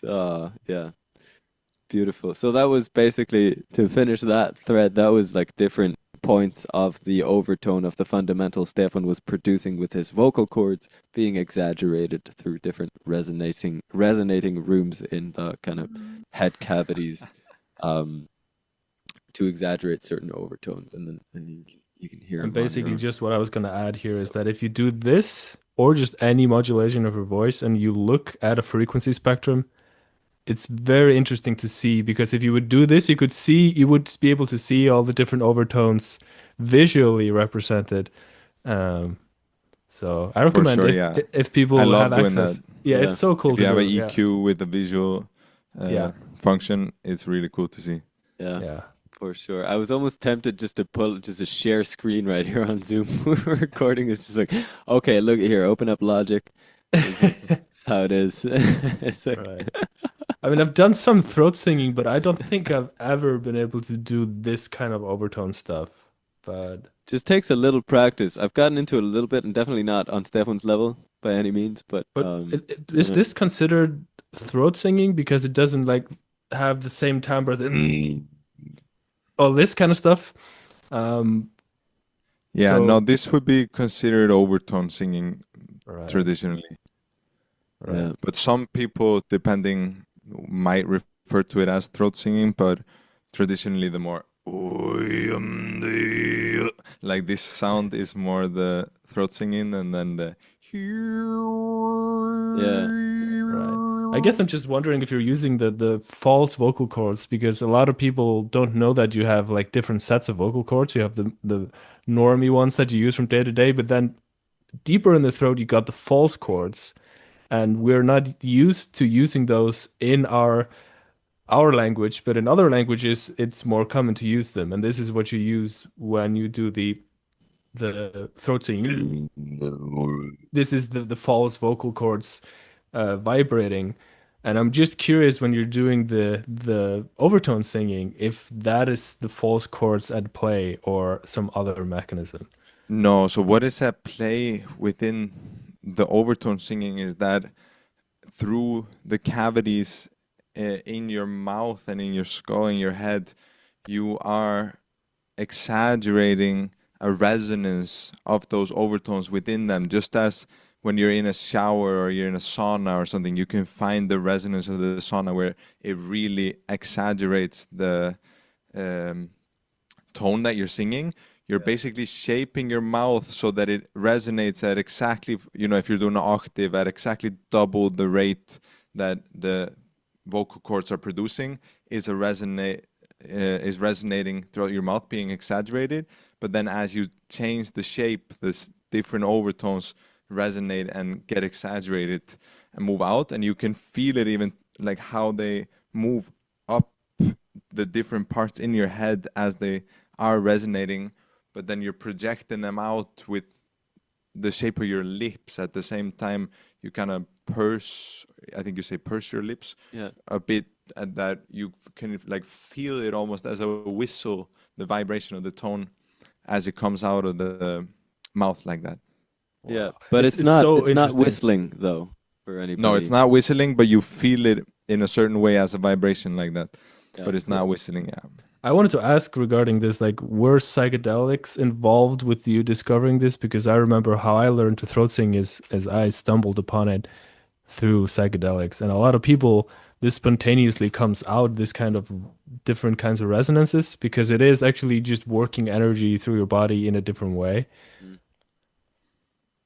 Yeah, I'd say for me, working with medicines definitely inspired it a lot and opened up more of a direct connection to it. But for me, it was a lot of nature, spending time out in nature. I would go on walks in the forest and I would just practice all the time. I just start doing it. I just felt called to do it. So I would just be producing these sounds, exploring essentially my voice of where can I resonate. And you can get very weird with it as well when you go deep into it to just see like what type of sounds can you produce and what places can you resonate. But then over time, I just developed more of a understanding and relationship to producing the overtones like that. And it's still like it's something that depends on your state of consciousness. It's related a lot to like how relaxed you can feel in your body when you're singing. I feel for me like it can depend on the moment or on the day. Sometimes it's very easy if I'm in a certain state to produce it, or even with the throat singing as well. But then in other moments, I don't feel like I can as easily connect to it if I'm experiencing some blockages or something like that. Mm. Even after having practiced it. So it's kind of about maintaining a certain state that you can get into it. And of course, with practice, it gets easier and easier. But it's very interesting how it works because it's so intricate, the level of detail that happens with the muscles that you work and the shapes that you create to be able to in a healthy way create that type of resonance. Yeah. Yeah. 'Cause, I mean, throat singing certainly always sounds to me like you've been you've been smoking 50 packs a day for a few years. It doesn't sound like you're doing your voice any favors, but I've also heard it's not actually bad for you. Is that true? No, It yeah, it's not bad for you when you depends. do it right. If you do Yeah, it Right. wrong, it can be bad for you, but if you do it right, it's very therapeutic. It's actually very good for the nervous system because I've explained it to a lot of people when I offer classes for singing about the fact that your brain is in your head, and then every single part of your body has nerves that are traveling throughout all the way to the bottoms of your feet, all the way to fingers in your hand, but they all have to travel through the neck to connect to the brain. So all of the processing that's happening is traveling through this channel right here. And if you can create certain vibrations there, it can really have an impact on the entire nervous system. And they've done studies with humming, you know, the calming effects of just simply humming, and then throat singing as well. So yeah, it's incredible. In the right way, it's really good, because you can get the overtones. You can get two overtones at the same time when you're doing the deep throat singing, because you get an undertone, and then you get the like main tone that is there, and then you can still exaggerate a very clear, like flute-like sounding overtone over it as well. Wow, when so you're skilled. You can exaggerate a flute-like overtone on each of the two notes? So I'd have to see exactly how it is. I believe that usually it's the octave, like you get the two octave stacks, and there you even hear, I think you hear the fifth in there as well. Like you get this stack where you go lower in the undertones, that you have like octave, fifth, and the other octave, and then you can dance with the way that you shape your mouth on the higher overtone over it, but it creates that like multiple resonance, just like it's like a bass sound when you can feel the thickness of it, that it has the fifth in it as well. That's at least in my experience when I've been exploring it. I've felt that the fifth and the octave stay steady, that you have that one as a bass, and then you can shape the other one. Oh yeah. This is probably starting to sound very nerdy for some. Honestly, bring it on. It's like these are the more interesting conversations I find. Good. And it's so interesting because I don't know if you've ever seen the bird documentary that's on Netflix. Just about different kinds of birds doing really wild shit. And one of the birds, he has this magical capacity to recreate sounds. So he would go into, you know, where the humans are hanging out and just download or collect a bunch of different sounds, and then he would go and impress the female just by spitting out just stuff he had heard, like a car and a baby crying. And you're like, how the fuck can a bird recreate all these sounds? And I feel like humans actually have this same capacity, but our voices are so underutilized. We have not really, in most cases, learned how to explore the full potential of the human voice, because we just have very specific, confined ways that we are using our voices in day-to-day life. So we like miss 99.9% of the capacity of what the human voice can do. And some people, I think Stefan knows Adi Aventire. He's one of the people I know who is just like really explored this project of all the wild, random, crazy sounding shit a voice can do. So yeah, that's just kind of what this conversation brought up for me, is the underutilization of the potential of the human voice. Yeah. Wow, where do we want to go from there? That's Do you need to book a singing class? Hit up me or Timmy, we can hook you up. Anybody listening? Shout out to Overtone singing. And I do have, yes. Hilarious segue into this, but yeah, I have 28 I have 28 one-on-one students right now at this time, which I meet weekly, but I would still have capacity for a couple more. So if anybody, if you pay well, I mean, that's what I'm working towards, but I will not be charging you any more than I would charge anybody else. But I mean, at some point there's going to be enough people vying for my time, I think. I mean, that's what I'm talking about. I'm working towards that, where I can, demand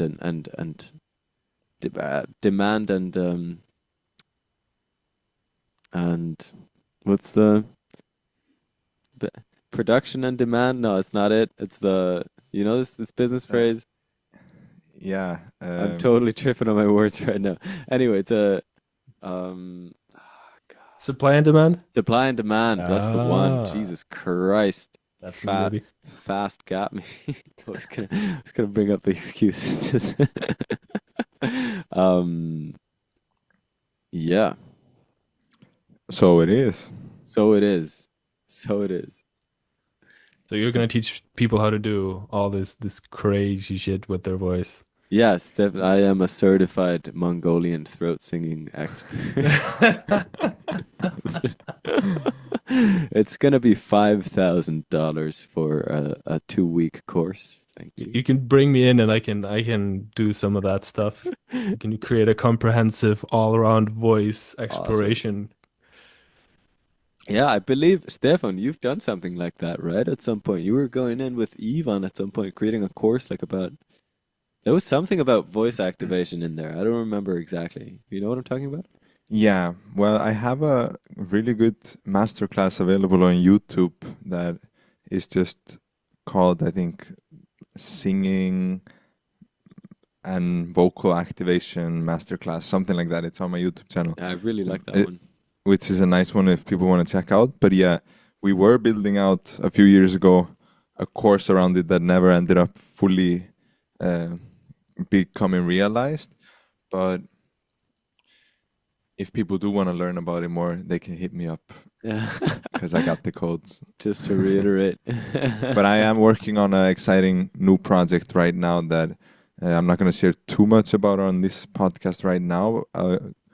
I'll maybe on the next one when we drop in share a bit more about it. But there is Yeah. some exciting things coming up for people that want to learn both singing but also vocal production, recording your voice, and songwriting, and for vocalists that are wanting to grow but without necessarily having to produce their own music, but being able to still know how to record their voice and send over to producers to work together and stuff like that.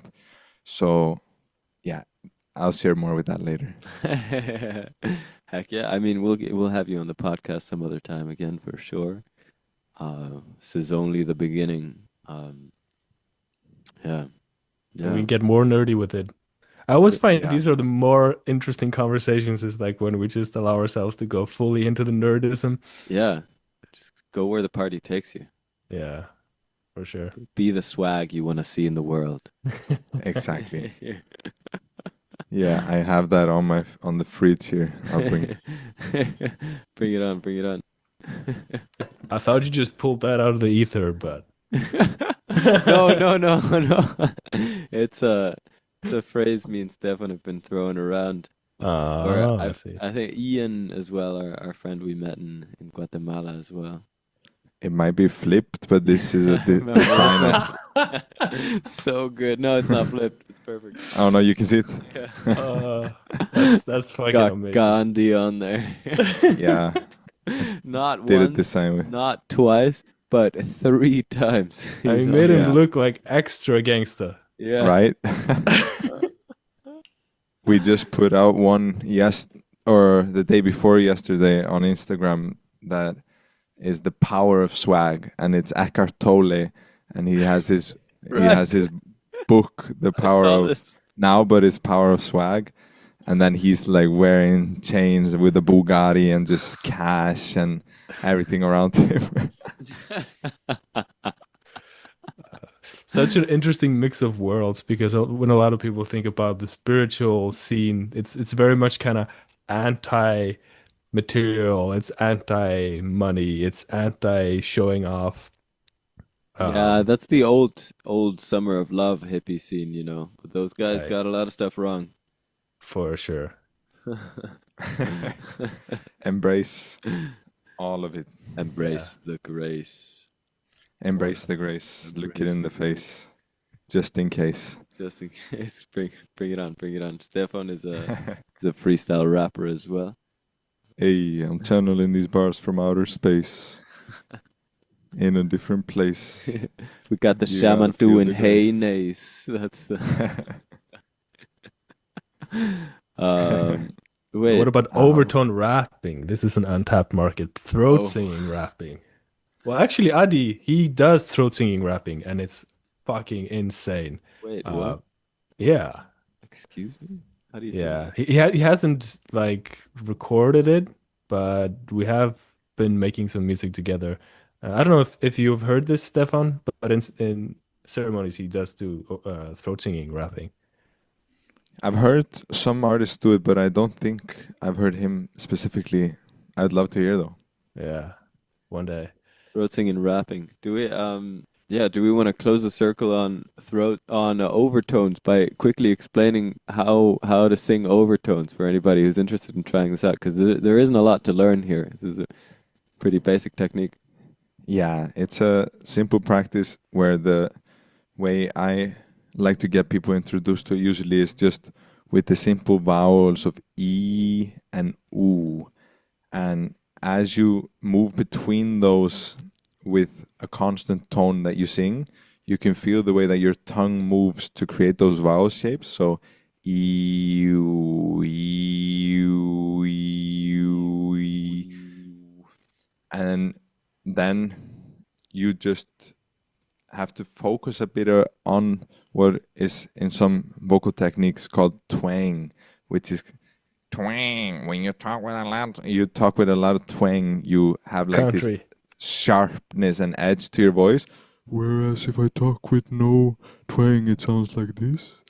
And so you create that type of twang, but then you purse your lips like I was saying earlier so that you're not like E, you're going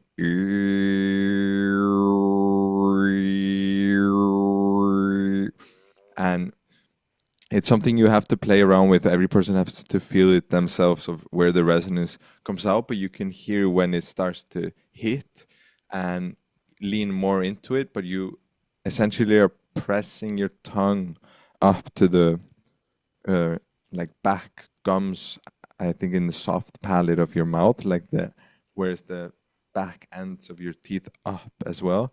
Your tongue is going up there, and then you're essentially going in between E and U. But I like to sing higher up as well. Like if the starting tone would be like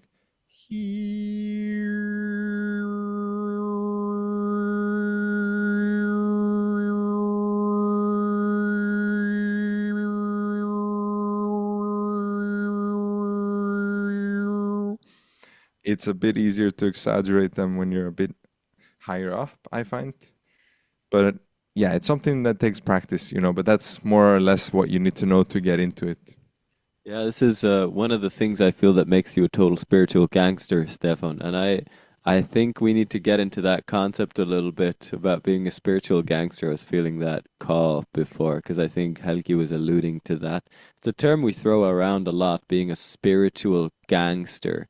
And something I've been watching recently, or I've been watching YouTube compilations of. Oh, there we go. He's got he's got douchebag sunglasses inside. I'm just kidding. You're the first person that ever called them that. I've only heard these called Rainbow Swag King sunglasses. That's all right.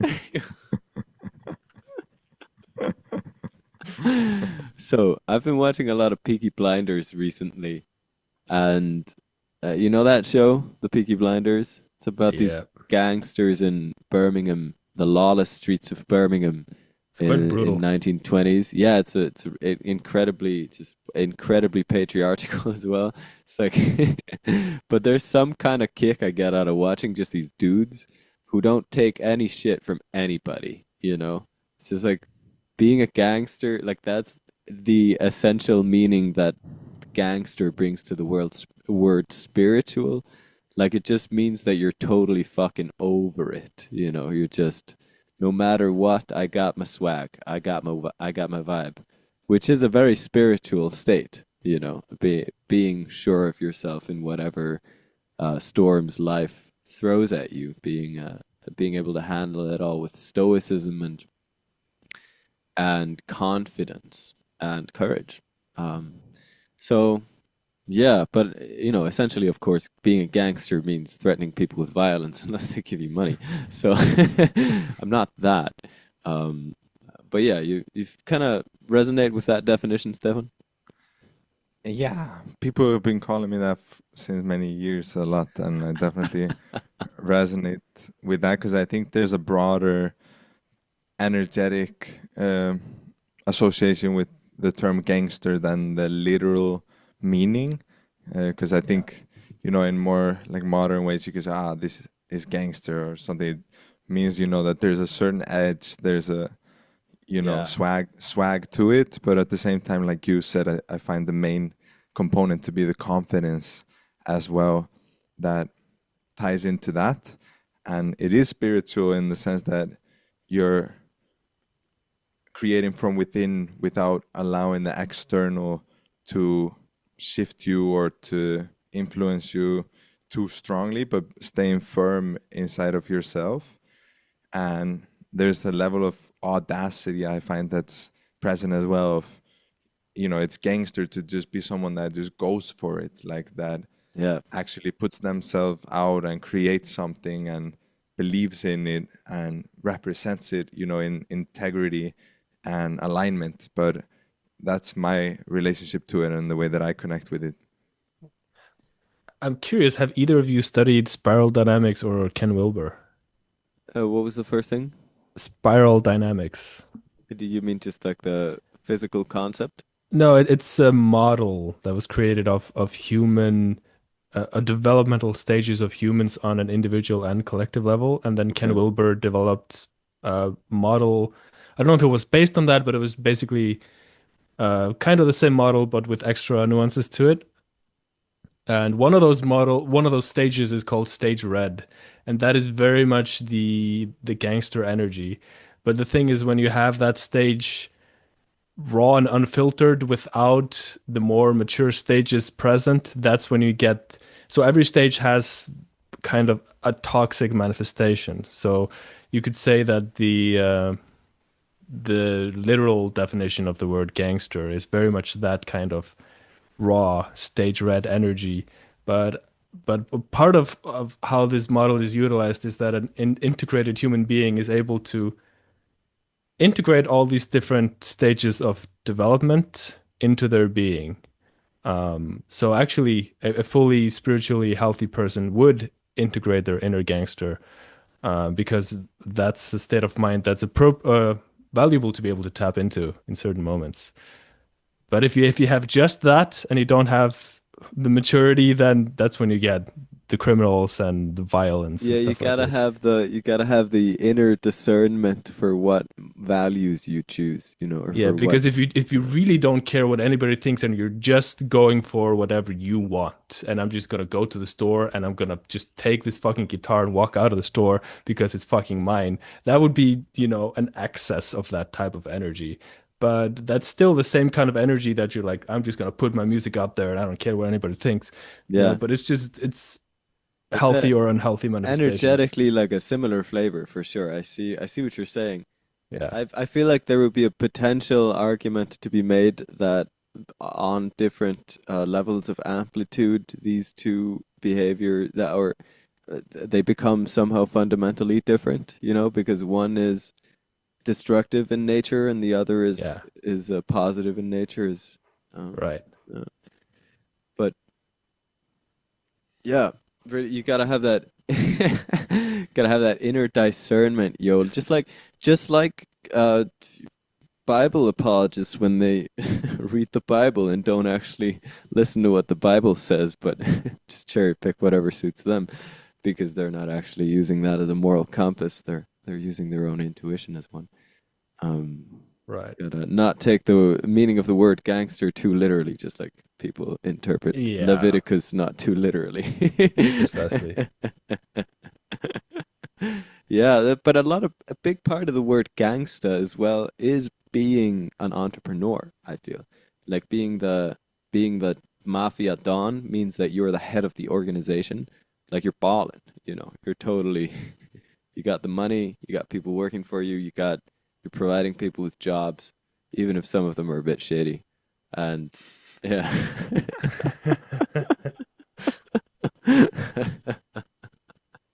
So yeah, that's important. Just like you were saying, yeah, you gotta. That's that energy. I feel like if I gotta just put myself out there, you know, I just gotta allow myself to take space. That kind of masculine, penetrating energy, um, where it is needed sometimes, but then it's got to be balanced out by the kind of more inward, feminine energy, and Yeah, inner peace. There we came back to it. We made it. Om Shanti Shanti Shanti. Back at the start. Yeah, what's up with you, Stefan? Do you have any time limitations right now? I have a meeting coming up in a bit that I'm gonna prep for, so uh, soon would be good to close it down for Nice. me. Yeah, then maybe let's end with a quick little promotional question. Where can people find you if they want to work with you? And what services do you provide?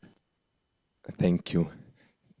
Yeah, great question. Well, you can find me in the all in all. You can tap in with me and connect with me in the spirit there. But if you want to find me on the online realms, then you can find my Instagram, Stefan Eli, Spotify, Stefan Eli, stefaneli.com for my website. We have sacredswag.co if you want to check out the merch and the clothing. And yeah, you can message me directly on Instagram or on through the website if you want to connect. So those are the main places to find me. I recommend This is Stefán Elí, This is Stefán Eli playlist on Spotify for people that want to listen to my music. And yeah, feel free to reach out if you are wanting to learn music as well or learn about music production. I teach production as well. Or if you are an artist that needs production done, I work for uh, other artists producing and mixing music as well. So people can reach out to me regarding any of that. And yeah, I think that's the main places to connect with me. Okay, perfect. Yeah, I'm just gonna add to that, everybody. The Sacred Swag clothing line is sick, and it really does make a difference to just fill your wardrobe with clothes that have a lot of vibrant colors, and to wear clothes that have a lot of vibrant colors. You can tell, kind of. We're me and Stefan don't dress very and this is something I've learned from you, Stefan. Actually, we don't dress. The word I'm looking for is lautlust. See, I can ask two Icelanders. It comes back to the same. It just doesn't translate. Yeah, it's like we're not. We don't. We dress in an extravagant way. Is what I'm trying to say. Or in a very colorful, vibrant way. Be a pretty good way to describe it, I think. And it's because, at least for me, it's because I just feel like owning and wearing clothes that show a lot of color and kind of make you stand out a little bit, and make you like in some people's eyes probably surely pretty weird. Um, just adds so much fun to your life. So if anybody is looking for a way to express that, then Sacred Swag is a great way to do so. And Hey, get some also, swag. yeah, the Sacred Swag, and also you do commission paintings, right? Yes, exactly. Yeah, that's another Cool. thing for paintings. If people want a channeled, personalized artwork that they can have for decades, potentially generations, filled with a positive intention. Uh, I do a lot of commission artwork, so both for paintings or, like I said earlier, for cover artworks for artists or even just for branding if people want personalized artworks made. So Uh, yeah, what's your art Instagram again? so I have Stefan Eli artwork as well. That one is for my Right. paintings. Yeah. That one's great if you want to get an overview of the of Stefan's work. It's beautiful, beautiful stuff. And yeah, I think Helge, do you have something to add? Shall we cut quits? Um, I mean, I think we're good. Just one small thing because we were speaking about the microtones. An album came to mind that I would like to recommend to people, and it's called Flying Microtonal Banana from the band King Gizzard and the Lizard Wizard. Oh, it's a great Um, band. but they did quit Spotify to protest the owner. A bold move, and I respect that. But that's a great album to hear some like microtonal stuff, but done in a way that's kind of digestible for Westerners. That's a really cool one. A Yeah. recommendation. Very cool. I mean, I guess some Nice. traditional Arabic, Turkish music would be great as well. But anyway, yes, we won't keep Yeah. you longer. Stefan, thank you so much for coming on today. It's a real Thank you. pleasure to drop in. I would love to repeat this someday in the future on our podcast or yours. Always interesting conversations that come up when you're in the room. So appreciate you, brother. Keep doing what you're doing, and big blessings. Big Great pleasure, blessings. guys. Yeah, blessings. Thank you, guys. Hey, boys and girls, ladies and germs. Just before you go, we've got a little outro for you. This is a new segment of the podcast. We're going to be introducing and playing for funsies one of our songs at the end of each episode from now on. And we're starting with my song, Love Sets Your Soul Free. And it's a song we talk about in the podcast episode. I even explained some of the chord theory behind it. And it's an iconic song that came through in Guatemala back in the day, and it's a song Helke is well familiar with as well. Yeah, it was the first song I heard off your last album, As Sane as Possible, ASAP, and it really struck me because it's very kind of harmonically, or in terms of music theory, very unique and diverse, but it's very digestible, and this is what we spoke about on the last episode. It's like it's complex, but you don't really notice that it's complex. Yes, exactly. Thanks for bringing that up. That's what I always aim for in my compositions, in my songwriting, when I'm coming up with a song idea, essentially a combination of a melody and a chord progression. I try to keep things fresh, not just go for a C, G, A minor, F, or 1, 5, 6, 4 over and over, something everybody's heard before, which, I mean, works as well. And if you're using that, more power to you. I prefer exploring fresher harmonic landscapes, if you will, and at the same time just making sure I keep things accessible. So I'm excited to hear if you think I managed to do that with this one, or if you think the chord progression is too much. It's like a typical little 2-5-1 bossa nova chord progression, very typical for bossa nova music. But it does go through a few keys, and therefore You go through a journey, like it goes beyond just that, and it's very catchy, all in all. Great song.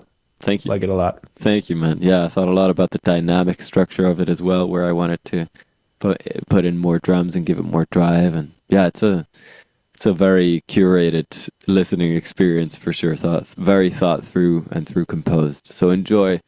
Love Sets Your Soul Free, and thanks for listening to today's episode of the Hewkii and Flammeus show.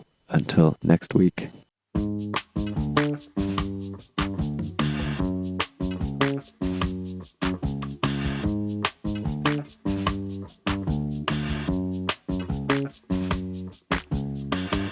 Lay back your eyes, the ones that cried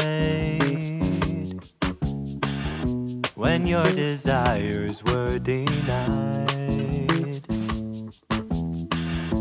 Open your third and let the stars be your guides.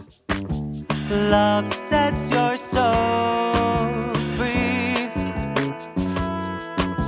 Love sets your soul free. We live in times of choosing sides,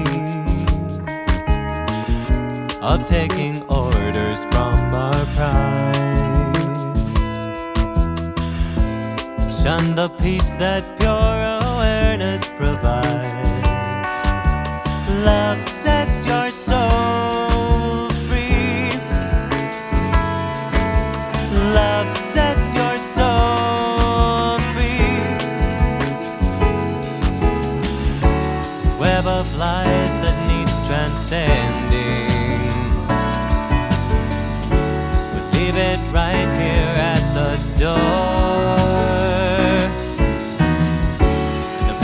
Thought was never ending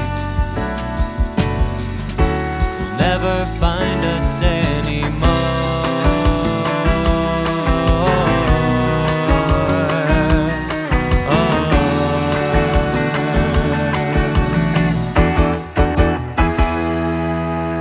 Breathe down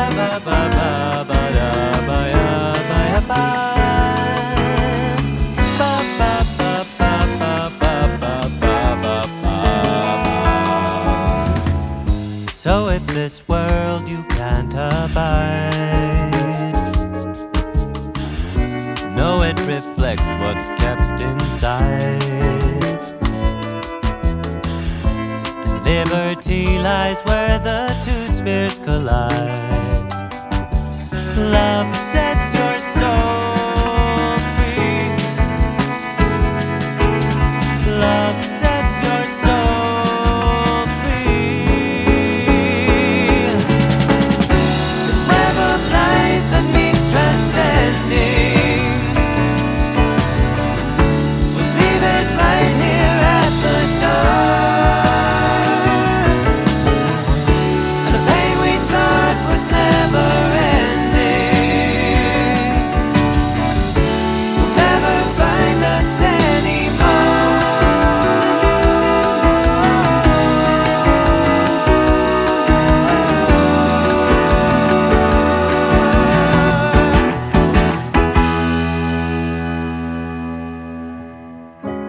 We da dee da dee da.